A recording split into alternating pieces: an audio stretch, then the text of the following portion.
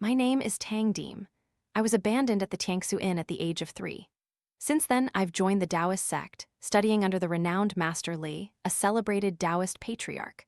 From the moment I understood things, I knew I was different from ordinary people. I can see ghosts, demons, and even immortals within statues.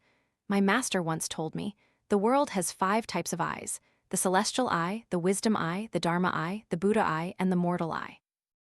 My innate celestial eye allows me to perceive ghosts and spirits, and even glimpse the secrets of the heavens. At 7:00 a.m., I was still half asleep when I was roused by a commotion. In my small rented room sat 2 figures.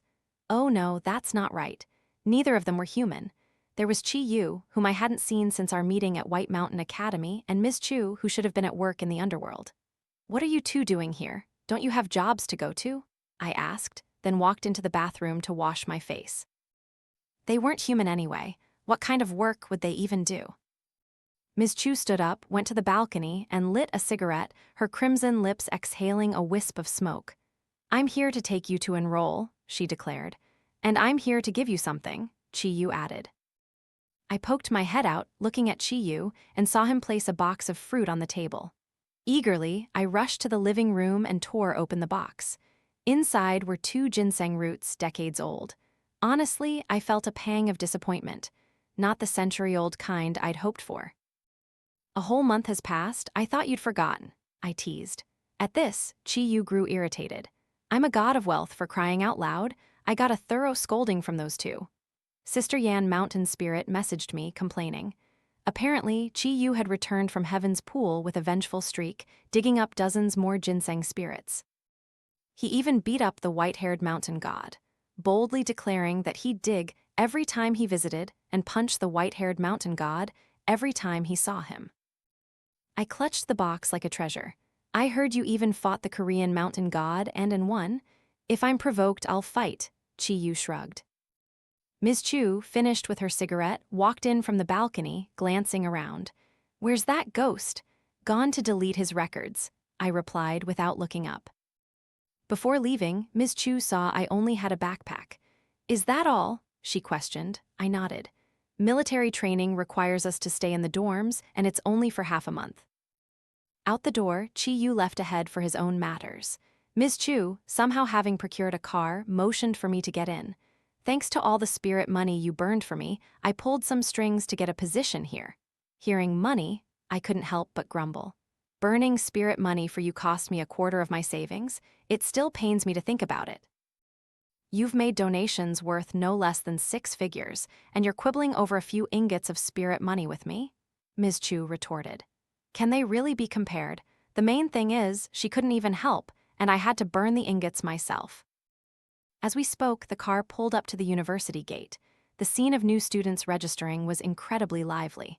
I was about to get out and walk in myself, but Ms. Chu, dazzling in her sunglasses, rolled down the window and waved to the security guard. "I'm Ms. Chu, a teacher here. My license plate hasn't been registered yet. Would you mind opening the gate for me?" With a flourish, she produced a card and handed it over. The guard glanced at it and immediately opened the gate.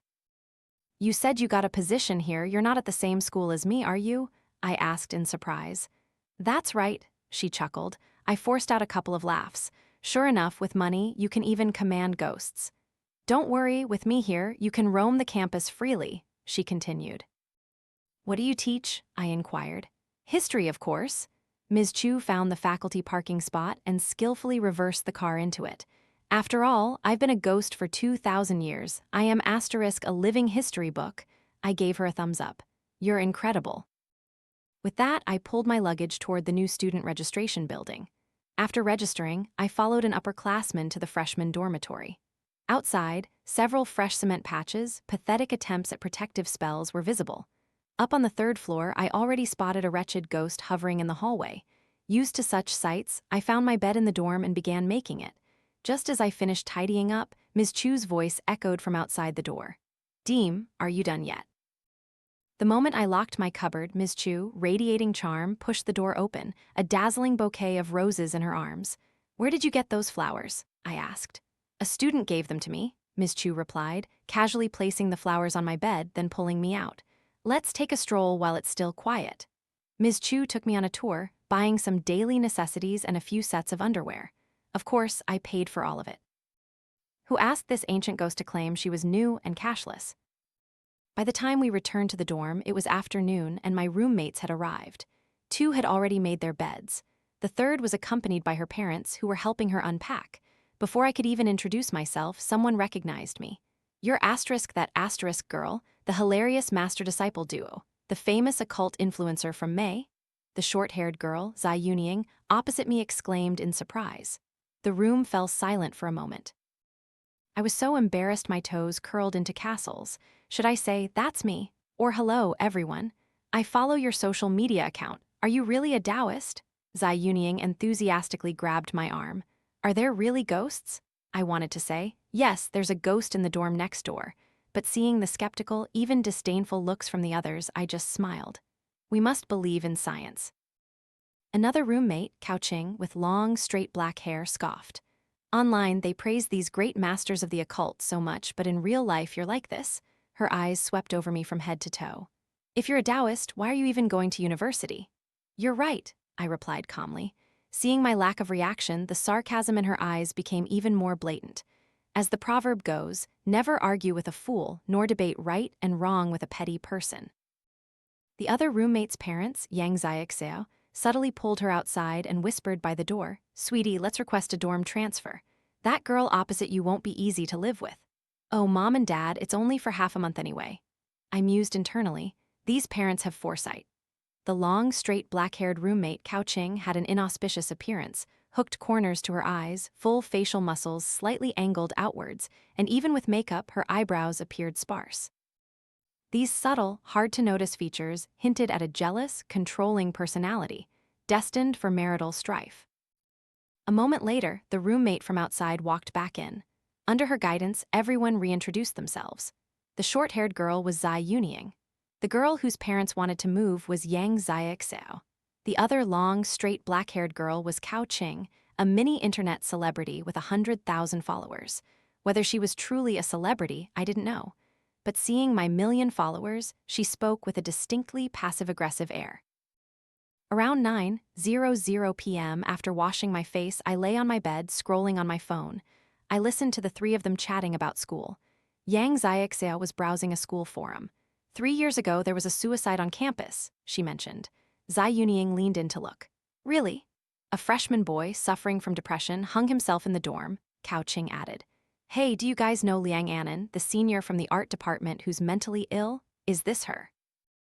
Zai Yunying flipped through photos on the forum. Yes, that's her.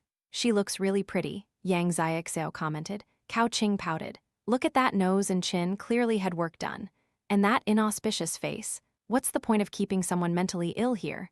The other 2 roommates didn't respond. What if she has an episode and hurts someone? That wouldn't be fair to others. People like that should be expelled. They're taking up a spot that could go to someone else.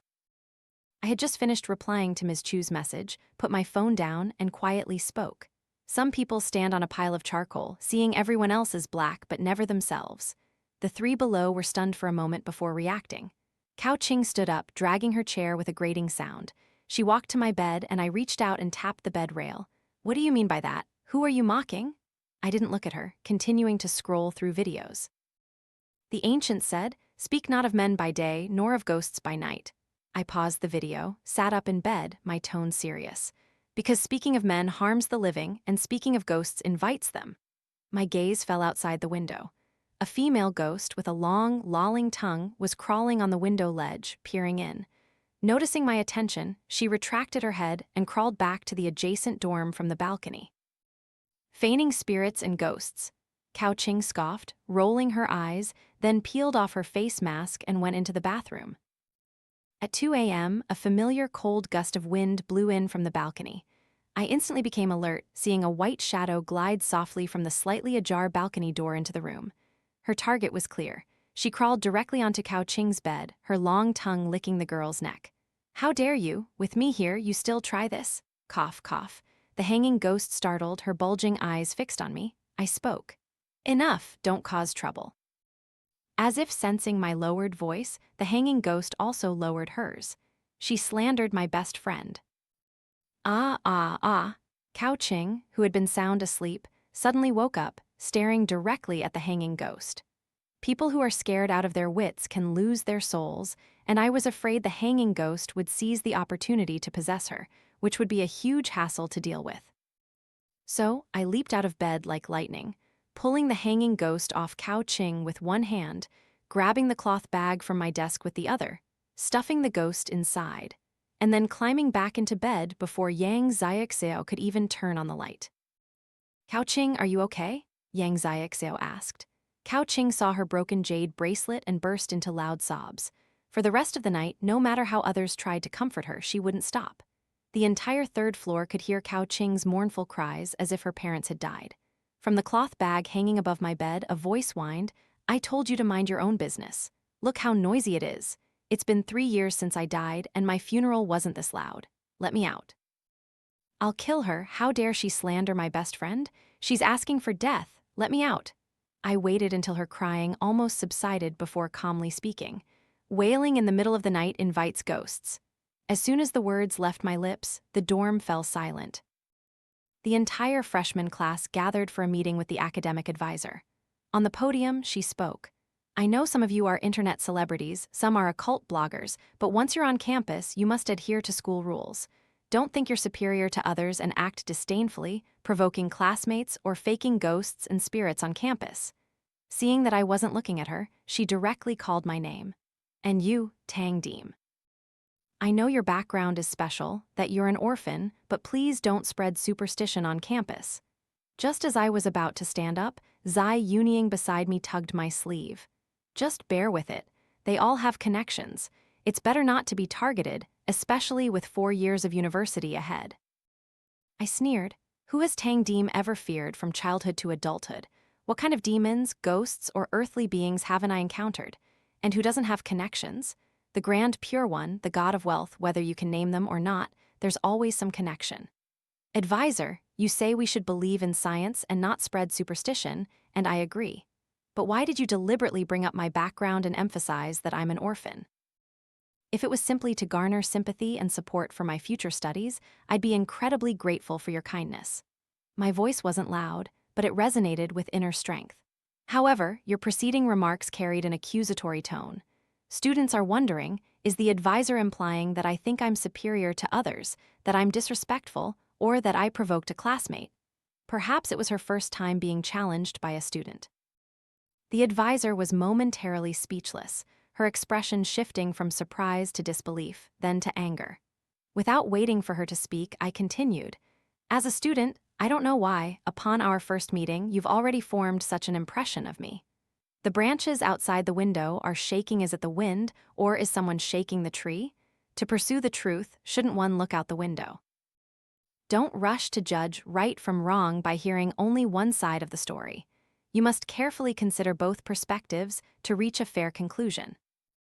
She seemed to feel humiliated in front of the new students, her face darkening, her eyes simmering with anger, yet unable to erupt. "This morning, a student came to me and said you feigned ghosts and spirits last night to scare people.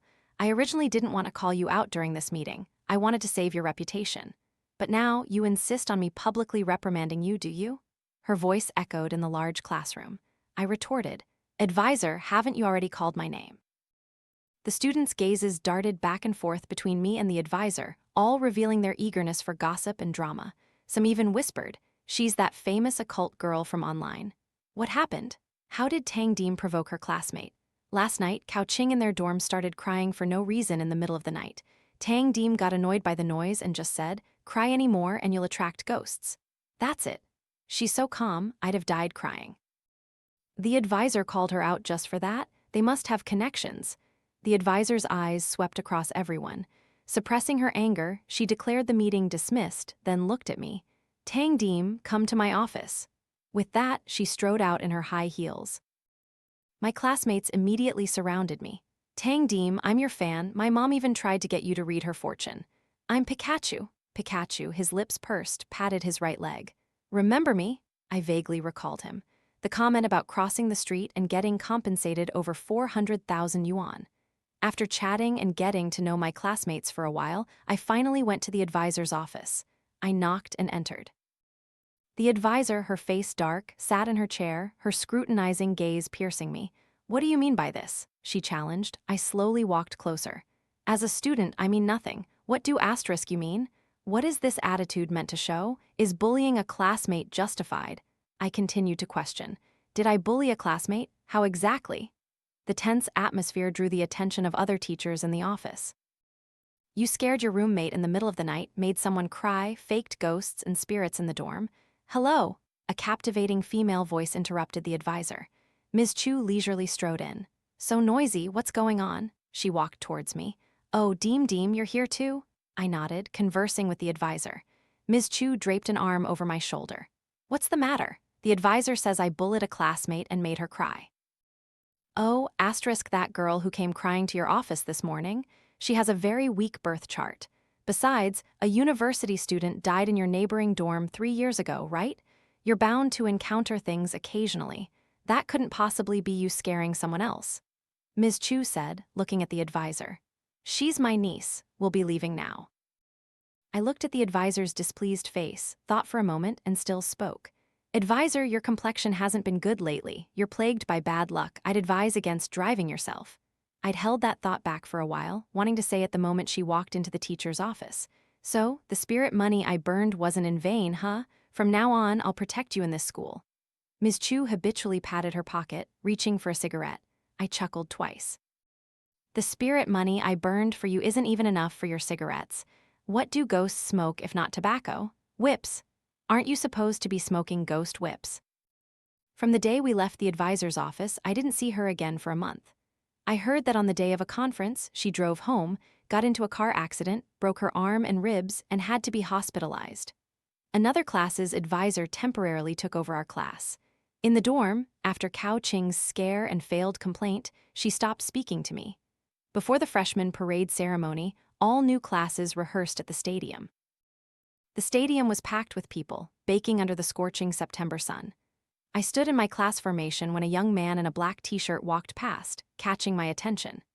This person had no divine light in his divine court area, wide-set eyes, a close-set, high-nose bridge, a full nose tip, and a wide, indented chin. From his appearance, he seemed insecure, sensitive, prone to anger, and cruel. Furthermore, a cloud of death chi surrounded him. Today, he was due for a bloody calamity. Yang Xiaoxiao, standing next to me, tugged my arm. That's Lu Chengshuan, a third-year senior and also the student council president. His family is in the timber business, a true rich young master. He's handsome too, and he's dating Liang An'an, the art department's beauty queen. I frowned. Isn't Liang An'an the hanging ghost's best friend? The trainer's shouts came from the front, and I dismissed the thought. After the rehearsal, Ms. Chu stood at the west gate of the stadium, holding a black umbrella and wearing sunglasses. Her captivating demeanor alone drew every eye. Not wanting to attract attention, I pretended not to see her and turned to leave from the east gate. Who knew this old ghost would block the dorm entrance? Why are you avoiding me? She asked. I lowered my voice. Don't you know I'm a laughingstock online? If I'm seen with you, I'll be ridiculed even more. How could I face anyone? As we spoke, a cold gust of wind blew, and the hanging ghost Liang Shi appeared at the dorm entrance, staring intently at us. Save An'an, she's in danger. Ms. Chu frowned. Why is she so ugly dead? I said, without looking up from my phone. She was strangled to death. What do you expect? Just close your eyes. Who is An'an? Ms. Chu asked again. Her best friend, the art department's beauty queen. I looked at the hanging ghost. Do you want help or not? Since she's been dead for 3 years, she should have reincarnated by now. If you get her to go, it'll be a merit for you, I said. Ms. Chu forced a laugh. I'm already here. Taking her down doesn't count as my achievement. Seeing me walk towards the hanging ghost, Ms. Chu irritably followed. Fine. I was a great benevolent person when I was alive too. An'an is in teaching building 4. I don't want her to make any more mistakes. The hanging ghost's voice was low. I nodded and asked, want to come along? Hearing my words, she froze for a long time, her terrifying eyes flickering with a momentary joy that ultimately faded. I can't leave this place. Ms. Chu draped an arm over the hanging ghost's shoulder. If you want to go, I'll take you. Before the hanging ghost could react, she was tucked into Ms. Chu's bag, the ancient 1,000-year-old ghost's bag. On the way to the teaching building, Liang Shi recounted what happened 3 years ago. Liang Shi and Liang An'an had been best friends for over a decade, knowing each other from kindergarten through university. 3 years prior, just 3 months into her university life, Liang Shi was murdered in her dorm. The police investigation concluded it was a suicide due to depression. Only strangled? Ms. Chu asked. Liang Shi seemed to recall the events of 3 years ago, her emotions stirring, a cold wind swelling Ms. Chu's bag. Ms. Chu gave it a pat, and Liang Shi fell silent. 3 minutes later, we arrived at the teaching building where Liang An'an was. The second floor was already surrounded by a crowd. People were discussing Liang An'an's post on the school forum, which detailed how Liang Shi's death 3 years ago was orchestrated by Lu Chengshuan, who had bribed connections and falsified evidence to escape legal punishment. Oh my god, I can't believe Lu Chengshuan is like that. Liang Shi is so tragic. Could Liang An'an have written that randomly in an episode? Who knows? It's terrifying. I struggled through the crowd towards the classroom. Excuse me, coming through, teacher coming through? In the large multimedia classroom, Liang An'an held a fruit knife, her face contorted, pressing it against Lu Chengshuan's neck. Both of them were bleeding, with drops splattered on the floor. The law couldn't punish you, so today I'll take care of you myself. Liang An'an cried uncontrollably, her hand trembling, the knife against Lu Chengshuan's neck carving more cuts. My gaze fell behind Liang An'an's back. A black-furred monster with a long, blood-licking tongue clung to her, occasionally letting out gleeful cackles. I immediately understood why there were rumors of Liang An'an being mentally ill. She had invited a spirit into her body, and her physical form couldn't withstand the powerful spiritual energy, causing her to tremble, cry, and lose control. But the monster possessing her today would be a significant hassle to deal with. Teachers and police arrived, everyone urging Liang An'an to drop the knife and let the law handle things. But she was laughing and crying at the same time, her expression distorted, her body convulsing and shaking. She cried out, "Yesterday I submitted evidence, and last night my parents were called in for a talk. In the middle of the night, 5 or 6 people came to our house with weapons, threatening us. You people cover for each other, leaving innocent citizens unable to find justice. The murderer is still at large, mocking the law. He deserves to die. He deserves to die." The more agitated Liang An'an became, the more excited the monster behind her grew. It controlled Liang An'an's hand, moving it back and forth, the sharp blade slashing Lu Chengshuan's neck. Ms. Chu nudged me. "Aren't you going to help?" I spread my hands. "Some people just deserve to die. Who told him to do such damnable things?" "True enough, that boy really isn't a good person," Ms. Chu agreed, patting her bulging bag. "What are you rushing for? Your sister invited a spirit to possess her to get revenge for you." "I don't want her to go to prison," Liang, she said from inside the bag. I took out my phone and checked a message. "She won't go to prison. She's deemed mentally ill." The rest was a bit bloody and not suitable for detailed description. Lu Chengshuan, once brought down, had lost too much blood and gone into shock. The ambulance took him away for emergency treatment. I gave him a quick glance. "He won't make it." Liang An'an was taken away by the police. Returning to the dorm, Ms. Chu looked at Liang Shi sitting on my bed and exclaimed in surprise, "Why is she still so ugly?" Liang Shi glared resentfully at us. "Now, let's take care of her," Ms. Chu said. I nodded, placing my backpack on the desk. "Her time is up." Seeing no one else in the dorm, Ms. Chu took out a cigarette and casually went to the balcony to light it. "Any unfinished wishes?" she asked. Liang Shi remained silent, swinging her ethereal legs on my bed's headboard. Ms. Chu exhaled a puff of smoke. "If you don't speak, then so be it. I wanted to do a good deed for once, but I'm not getting a reply." I said, "1 cigarette is 5 minutes. If you don't speak the truth, you'll be taken away." Liang Shi clawed at her bony, pale fingers, hesitating for a minute before finally speaking. "I just want to see An'an one more time." "Is that all?" Ms. Chu slowly walked over, stubbing out her cigarette. Liang Shi nodded. "Then wait a few more days," I said. Liang An'an was confined in a psychiatric hospital. When the incident happened, I didn't immediately deal with the monster behind her. I waited until there was an official announcement before proceeding. After military training ended, I moved out of the dorm. My profession wasn't suitable for roommates, and drawing talismans wasn't convenient. The moment I opened the door, I saw Menghe standing there, dressed in a vibrant red wedding gown. "You startled me," I said. Menghe stared at Liang Shi behind me. "Why did you collect another one?" Liang Shi, intimidated by Menghe's powerful aura, didn't dare to look up, her fingers turning into white bones as she tugged at my cloth bag. "Indeed, all creatures bully the weak and fear the strong. I'll send her down in a few days," I said, putting down my luggage, changing into slippers and comfortably sprawling on the sofa. "My own home is always the most comfortable." Menghe crawled over to me. "When will you take me to see him?" I'd love to, but the important thing is whether he can be seen, I replied. Meng He, displeased, flew to the rocking chair on the balcony and scrolled on her tablet. Oh right, I bought that tablet from the paper offerings shop. A few days later, the police issued a statement. Liang An'an was once again diagnosed as mentally ill. At the time of the incident, she was having an episode and was deemed a psychiatric patient not criminally responsible. This story even made the trending news. Netizens, with their incredible resourcefulness, dug up suspicious points and evidence regarding Liangxi's death 3 years prior. Coupled with someone pushing the narrative behind the scenes, the incident could not be suppressed. Under public pressure, authorities announced they would reinvestigate the case. For a while, the internet was abuzz with discussions. I deliberately chose a Thursday, having only one class at 8:00 a.m. In a psychiatric hospital for criminals, Liang An'an was locked in a room, one hand cuffed to the headboard. Her hair was disheveled, and she was laughing wildly. The monster behind her was also laughing, occasionally licking the blood from her abraded, cuffed wrist with its long tongue. Liangxi saw Liang An'an controlled by the monster, baring her fangs and claws, about to charge. I grabbed her. Stay behind me, that's not something a minor ghost like you can handle. I reached into my pocket, intending to release the fallen deity Meng He, but my hand met empty air. I looked down. I'm wearing the wrong jacket, I sighed. I'll have to do this myself. Meanwhile, Meng He was leisurely scrolling through videos at home. The monster behind Liang An'an sensed my intent to act and let out a vicious snarl towards me.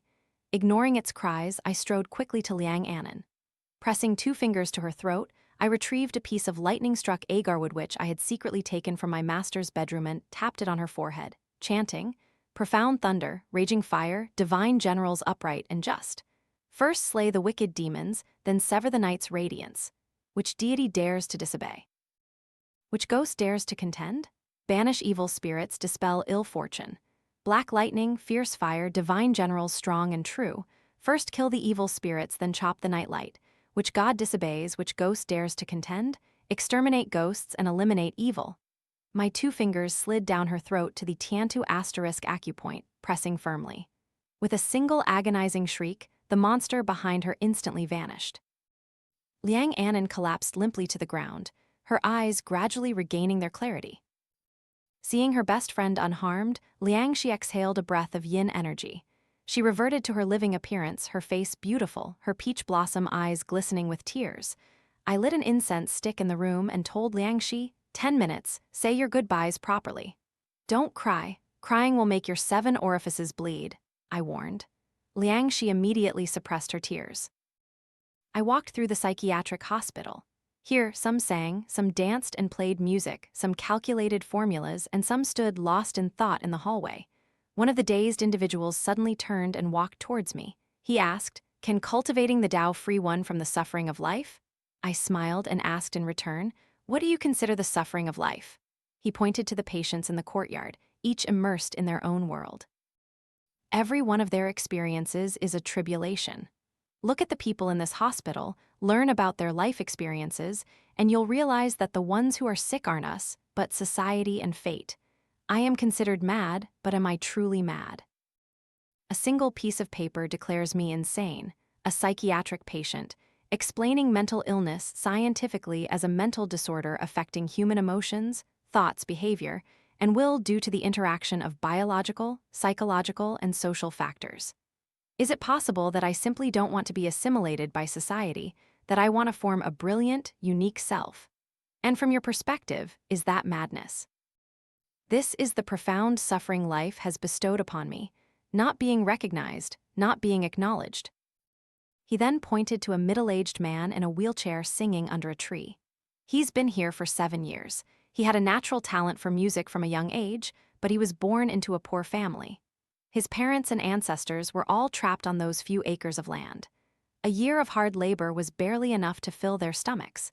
So, he never went to school, never learned music. He grew up farming just like his parents and ancestors. When he reached the appropriate age, he married and had children. He told me, "I always yearned for the world beyond the mountains, wanted to go to school, wanted to be like a singing bird flying out of the great mountains. Every time I tried to fly, fate would break my wings. My parents threatened suicide to force me into arranged marriages.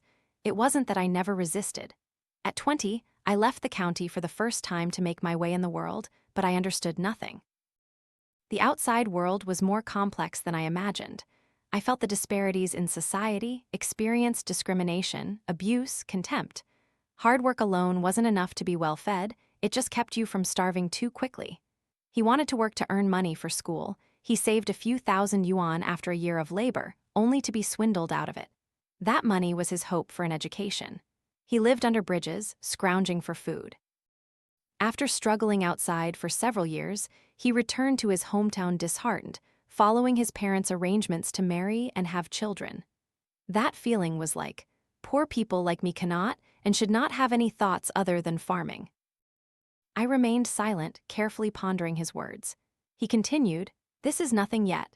When his son displayed the same talent, he was overjoyed. He worked tirelessly to ensure his son could study art, placing all his hopes on him, imagining his son would sing and soar beyond the mountains. But a traffic accident snatched everything away. His wife and child both died. That same year, his father passed away from illness. He was a middle-aged man, achieving nothing, left with nothing. His son was his hope, his past self. When that last hope shattered, he too fell ill. He said, "Fate grants you superior intellect, but it also gives you a poor family, a vast net that envelops me, and I can only watch the birds fly in the sky." I took out a talisman from my pocket and burned it in midair. "You say the human world is full of suffering, but I also see warmth in it. When you wandered outside, penniless, starving for 3 days, a noodle shop owner invited you in for a full meal. The police helped you buy a ticket to go home. Passers-by instinctively showed concern. In a noisy society, amidst suffering, when you hit rock bottom, there is always a gentle, warm part of humanity, a kind soul extending a helping hand. Shipingen, you ask if cultivating the Tao can free one from the suffering of life. First, one must understand what Tao is. Tao is heaven and earth and all creation. It is law, principle, essence, cause, and effect.